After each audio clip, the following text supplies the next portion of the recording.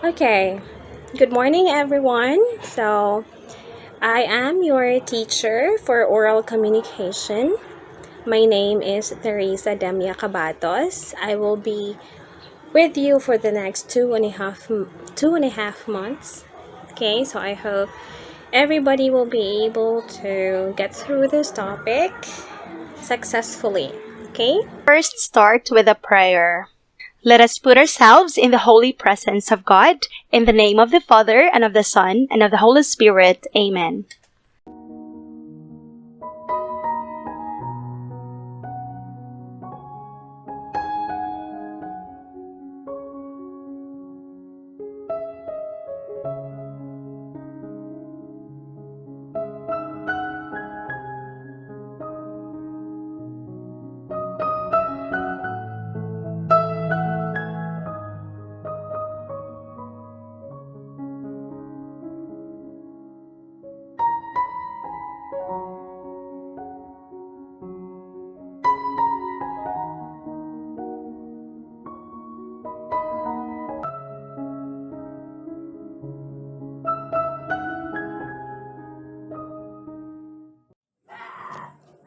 So our lesson for today will be about the elements of communication.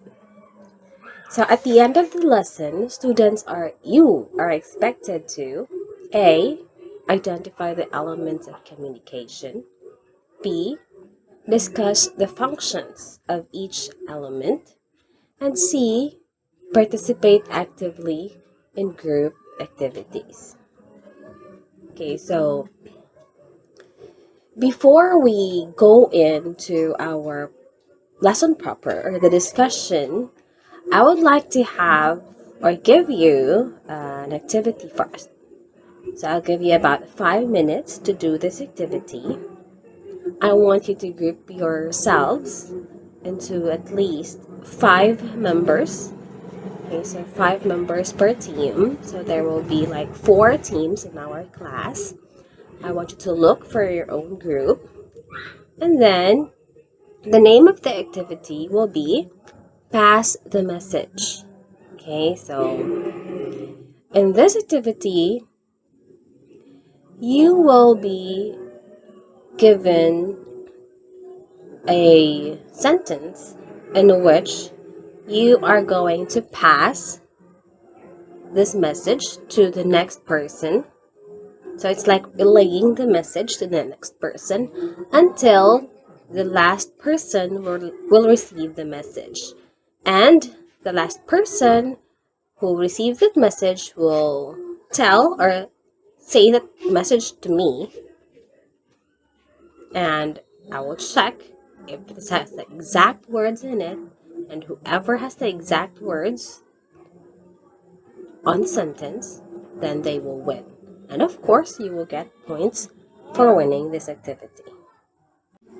Okay, so thank you so much for your participation with our activity, and I hope you really had fun, right?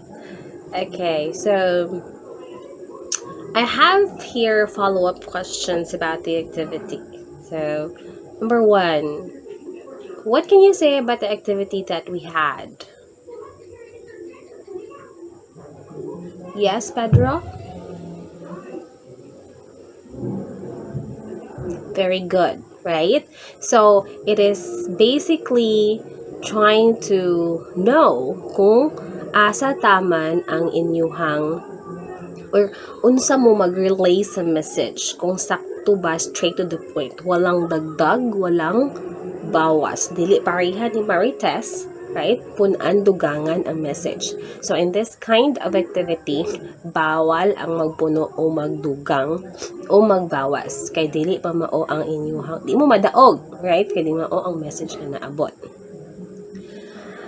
Number 2, what difficulties have you encountered in passing the message? So, unsa man ang mga problema or inyong gisagubang problema sa paghimo sa atong activity? Any volunteers? Yes, Anna. Right. Nakalimot ang muhatag nimo sa message, right? So, kinsa may nakalimot sa inyong group? Si Ben. Okay, so it's really important that you memorize the sentence.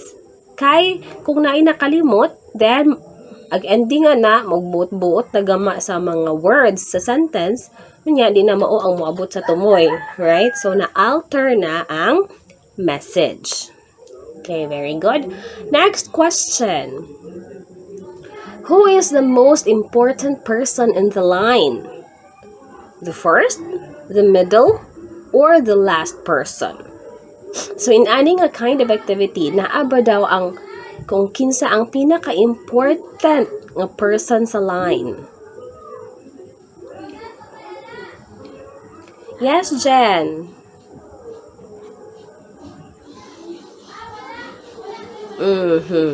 Right. Everyone is important. Very good. So, tanan dapat importante. Dili kay maingon ta nga ang first ra or ang last ang important. But everyone in the group should be important. Kay kung naay masayop usa, marong na gyud ang tibuok nga mensahe. Okay, nice. Alright. So, my last question. How was the message transferred? So, giunsa man nyo pag-transfer ang message sa inyuhang mga kagrupo?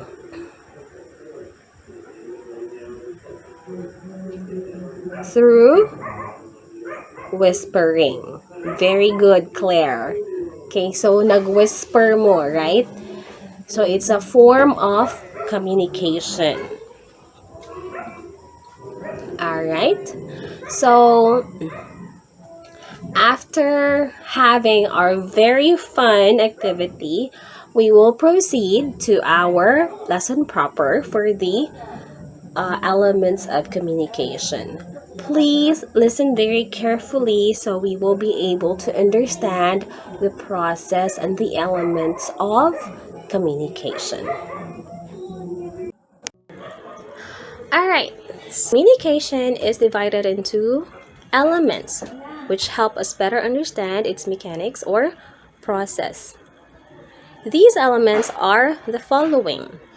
Number 1, speaker. So, si speaker is the source or communicator or siya si sender. Diba? Nag-mention ko ganina og sender. So, it's the speaker.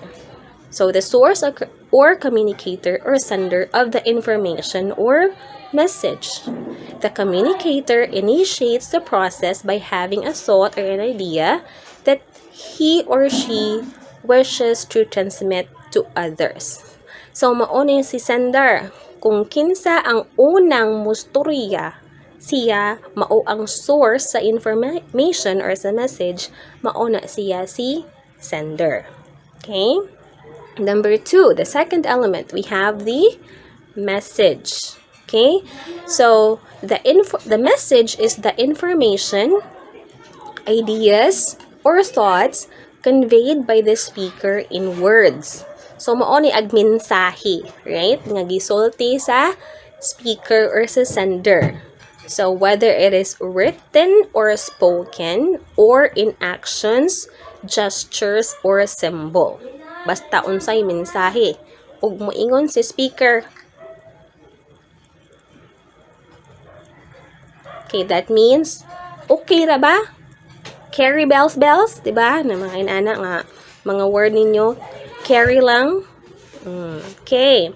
Number 3 is encoding. So, unsa man ang encoding? Kanang nag-encode ka sa laptop nimo or sa computer? Dili, right? No, not that encoding. But this encoding means the process of converting the message into words, actions, or other forms that the speaker understands. It is an act of translating ideas or thought by the source into a language that may be perceived by the senses. So, ang encoding class, asa man ni siya nahitabo? Sa speaker ba o sa receiver?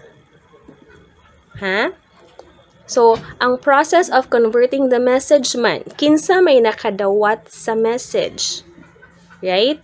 So, obviously, dili ni si speaker or si sender. Mao ni siya si receiver. Kasi receiver class is another element. Mao ni siya ang recipient of the message or someone who decodes the message. Diba? Oh, wait, sorry. No. Encoding. Decoding man da ito si receiver class. So, ang encoding di ay ato ni siya ni happen ni sender or ni speaker. Mao ni ag pagbansay-bansay niya og unsaon niya pagsulti ang message adto ni receiver. Okay, again ha. So, encoding, the third element, is happening to the sender. So, maone siya ag kanang pag-process sa speaker ug unsaon niya pagsulti sa receiver. Kumintahay kamo, mananghid mo ni mama ug maglaag, right? So, before ka musulti ni mama nga maglaag ka, imong huna-hunaon daan ug unsaon pagsulti ni mama nga sureball nga tugtan ka, right? Di man ka mananghid dayon og ma mulaag sa ko. There is a possibility nga wingon si mama nga no, right? So you have to think first. Huna-hunaa daan, you also have to consider the mood of your mom, right? Kaya kung gisapot si mama niya, nanghid ka, ay sure na di katugtan, right? So you also have to consider the mood and the situation before you say something, right? So you think of how you say the message. Mo ni ang encoding. Okay, fourth element class is the channel. Channel. So, ang channel class, dili ni siya channel nga ABS-CBN or GMA, ha? Or HBO. Di ni mao nga channel inyong gipangita. The channel means the medium or the means, such as personal or non-personal, verbal or non-verbal, in which the encoded message is conveyed or transmitted. It also refers to the means of transmission in which, okay, so ang channel also refers to the means of transmission in which the message travels to the receiver. Channel is synonymous to the medium. For example, if you are writing a letter to your distant friend, your letter is the medium, right? So ang channel class mao ni ang paagi kung giunsa nimo pag-communicate from sender to receiver. Okay? So, giunsa man nimo pagsulti di ay ako ra lang gi-chat si mama oy kay murag bad mood man to. Bahala na sa mama oy, basta kay ni chat ko. Sakto ba na? No, right? So, if you ask permission to your parents, make sure nga ni yes sila. Dili kay magbuot-buot ra mo nga ni yes. Okay? So, ang channel class mo na siya ang paagi o giunsa nimo pagsulti. Right? So, first, again, the elements of communication, we have the speaker or the sender, kadtong asa nagikan ang information. Next is the message itself, kung unsa imong gustong isulti. Third is the encoding. Mao ni siya ag gihuna-huna jud nimo tarong og unsaon nimo pagsulti sa message nga dili masuko or dili mahiubos or para malipay ang imuhang ingnan. Okay? Channel is unsa ang paagi nimo gipadala imong message. Imo bang gipananghid face to face? Imo habang gisulatan lang?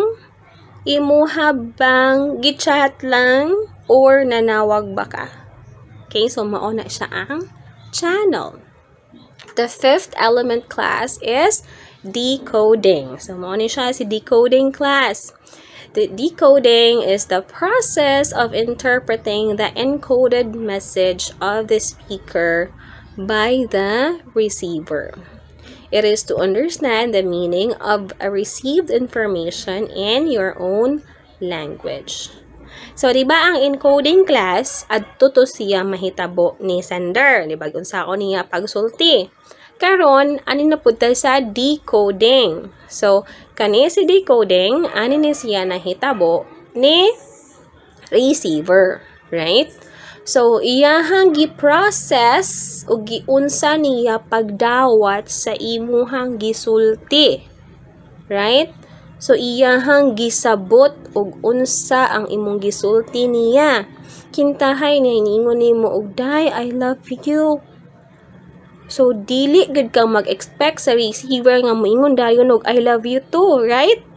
At first, mura po na siya og, I love you ko no? Diba? So, mura pa na siya makurat.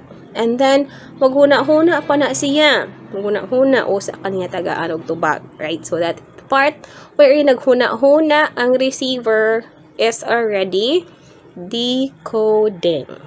Okay? The sixth element class, ang ika-unom, is the receiver, of course. Walay mahitabo nga speaker kung walay receiver. Okay? So, the recipient of the message or someone who decodes the message. So, kasabot na taana, no? No need to further explain. Number 7 is the feedback, which is the most important. Diba? So, feedback or the reactions, responses of information provided by the receiver after receiving the message. So, unsa may reaction sa gisultian nimo og I love you? Nakurat ba siya? Nalipay ba siya? Nadagan ba siya? Kinahadlok? Right? So, ang feedback is the reaction or response. Yes or no. Nauna siya ang feedback. Next, we have the barrier. So, naay barriers to communication. Right? Ang barrier class is the factors that affect the flow of communication. So, kung atong bisayon ang barrier, mauni siya ang babag. Babag nga di mo magkasinabot. Okay? So, when you make a phone call, maybe the barrier is that walay signal. Wala kaayo may signal or nawala ang signal. That is a kind or that is an example of a barrier of communication. So, wala mo kayo nagkasinabot kay wala kaayo signal or nawala ang signal. Or wala naman nagkasabot kay barrier, sometimes your emotions, di ba? Kung naglagot ka kaayo, posible nga dili mo magkasinabot, right? Kay barrier man gihapon na siya. Mahimo siyang barrier nga di mo magkasinabot. So, barrier to communication. Okay, next is the context. Unsa man in context class? So, the context refers to the environment where communication takes place. So, importante sa bayana class, no? Ang lugar, tahay, kung asa ka nisulti sa imong gustong ipaabot nga message. Kintahay, nanguyab ka ani niya. Nga, maingon ka niya. Miss, I love you. Nga naaday mo sa CR. Pwede day na, di ba? Kisa man ganahan makadawat ng imong I love you nya naa mo sa CR. Ay, gross. Ayaw lang ng CR day. Let's say na amo sa nasa man mall. Ganahan ba mo na ay mag-propose ninyo sa mall? Mao na uso ninyo no, mag-mall-mall. Magpa-malling-malling dayon. Not good. Okay? So okay pa ta? Okay. Class, thank you so much for listening to our discussion. I hope you have learned something from it. Okay, so the last activity that we'll have, or the final activity for this lesson, will be our application about what we have learned. Okay, so I will be posting, or I will be showing a video clip of President Duterte. Um, all you have to do is to identify the elements of communication presented in the video. Okay, so I want you to write your analysis or your assignment on a one whole sheet of paper. All right, so please watch carefully so you will be able to answer the given task. Ito ang News TV Live. Nagsimula ng press conference ni Presumptive President Rodrigo Duterte sa Davao City. Panoorin natin ito.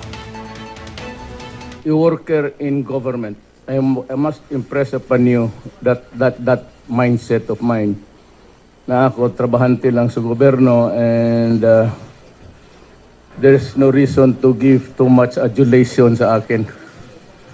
I do not want that kind of rapport with the Filipino people. I would even discourage yung mga kulto-kulto na Duterte. It doesn't fit into my paradigm also in life. Sanay ako sa trabaho po. I've been with government for the best years of my life. About 2 years after graduation from the law school, taking the bar. And I've always been a servant of the people. And it's a much abused cliche, servant. When as a matter of fact, you are a master. Yung iba, that is the reason why it's kind of phenomenon in the Philippines that when a person gets to be elected in public office, there seems to be a metamorphosis inside his mind. He now thinks that he occupies a special place in the sun and just start to change everything, pati ugali. Ako po, I've been a prosecutor for the most of the time in my life, and becoming the mayor for 22 years, one time a congressman and one time vice mayor to my daughter. It's been a public service to be all the time. I'd like to downplay yung mga extra adulation, glorification. It does not, nakokornihan po ako at kung ipakita mo, I try to avoid. Kasi tumitindig yung balahibo ko. Nakokornihan ako. So that's why I just don't want it. Extra, hindi ko type yan. Hindi ko type. Kayong mga media sa Davao, alam niyo yan. Mas mabuti pa para sa akin that nobody would, well anyway, it's impossible now, but noon, I would have preferred that nobody pays attention to my presence in the place. I hate it. Yung lahat halos magbaw-baw. Nakukurnihan ako para bang, itong gago na to. Do not do that because this is a democracy. This is not a royalty. Nobody occupies a special place. Even if I'm your president, I would just consider me equal to you in terms of our rights and responsibilities under this republic. There's the Constitution. We are bound by it. We obey the laws. But there are things in this government which I had to do because I was the only one who could do it for us. And maybe sa presidency. It's not really a crisis, but it's an epidemic actually. Almost a pandemic sa Philippines. It's universal worry among local law enforcement and the law enforcement itself. And I was really happy to see last night that the PDEA came up with several raids to produce shabu. Ang tagal na yan. I'd like to congratulate the PDEA head, si Kakdak, for the longest time that I saw PDEA do something about the drug crisis. I will control drugs. I will control crime. And I repeat, the predicate of it all of my statement is, I'm willing to lose the presidency, my life or honor. This is what I promised the people. I intend to do it.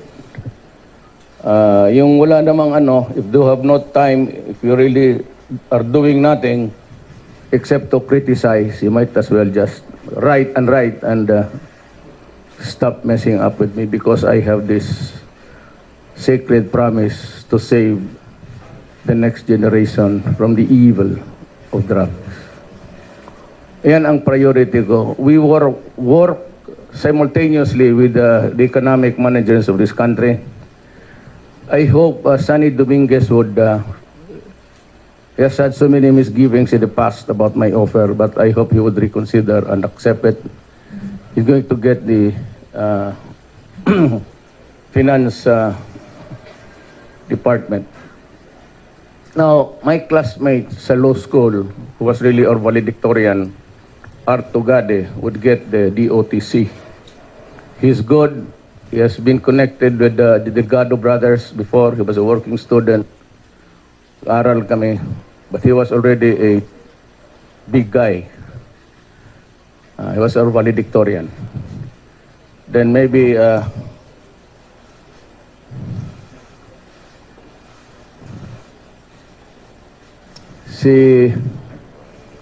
you know, Alan is here.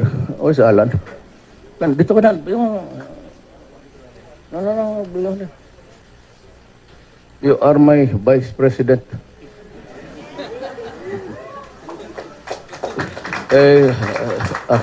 Wala pa ng proclamation. Mabuti ta nandito si Alan. I offered Alan both, but either the Department of Foreign Affairs or the Justice Department. Ayaw ko kung anong preference niya, because para kung yung departamento niya tatanggap ng he chooses one department, then the secretary of that department could be just acting secretary until 1 year. Ma-appoint ko siya as a permanent. Or he might opt to be just a member of the Senate, to which I would respect his choice. But pag ayaw niya, in acting capacity, nandito si Yasay. Where is he now? He was here, but Perfecto Yasay was my roommate sa law school kami. Although he was in UP Padre Faura, I was studying at San Beda College. In the meantime, hindi ako sigurado talaga kay Alan, I'll just appoint an acting secretary if Yasay wants it in 1 year. Kasi sabi naman niya, he has a teaching commitment sa, he's a professor of law sa university, sa Hawaii. And he just came home to greet me. Ngayon, sabi ko kung if he can take an extra 1 year from his, mag-furlough muna siya, take a sabbatical leave from his and just join, I would assign him sa Department of Foreign Affairs in acting capacity. Kasi sabi nga niya naman, in our short talk, I said he has this commitment of his teaching job in the United States.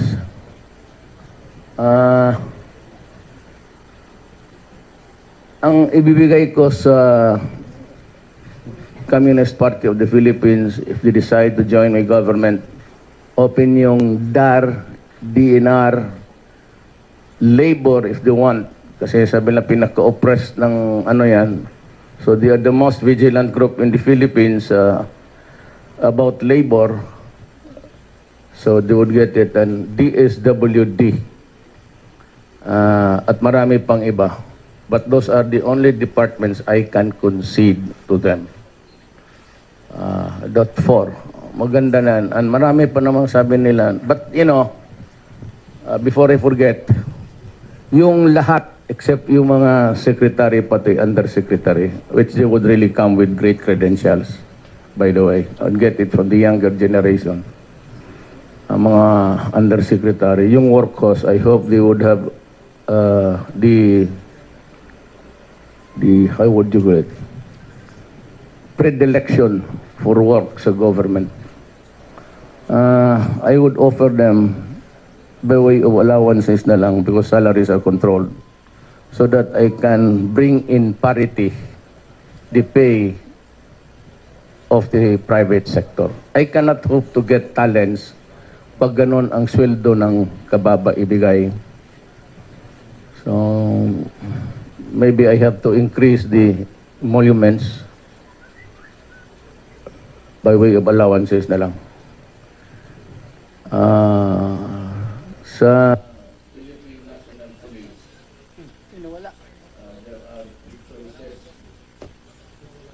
classmates or pareho ang years of service nila including the age, nobody would get the edge. And so I said, you just talk between the three of you. Si Apolinario, si isa, De La Rosa, pati yung si Aspera. They're good. They have been my chiefs of police in the past, and I would say that was all were rendered sterling performances in the city of Davao.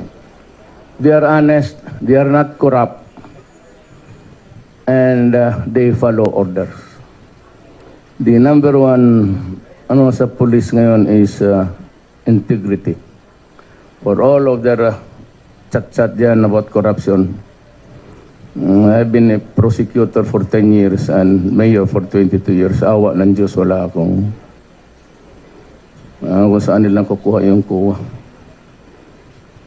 Pati itong kuha minsan, you should not control the spending of the local governments as long as it is not corrupt. As long as the benefits or money goes to the people, I really won't mind. I really won't mind if you spend the whole 1 year appropriation for the people. Pagka dumating lang sa tao, okay na ako. I would not question, but I would be strict down to the local governments, including the spending of the intelligence fund and discretionary fund. It doesn't be said that I say discretion and just throw the money left and right. I would, nandyan ang corruption and the contract sa local government. Sa police, the assignment is integrity, honesty, and you must be passionately against drugs. If you are half-hearted or a lukewarm attitude to drugs, you better not apply. But before I forget, all applicants dito sa bureaus and government corporations must agree that their names will be published. And I'll give my staff a limit until about a certain, I don't know when, but it must be near now, then to publish, to cause the publication of the names, lahat, lalo na yung mag-apply ng mga dito sa government corporations. Thank you so much for attending my class today. I hope you had fun with me and had learned a lot in our lesson. Goodbye. That's all for today. Thank you for watching.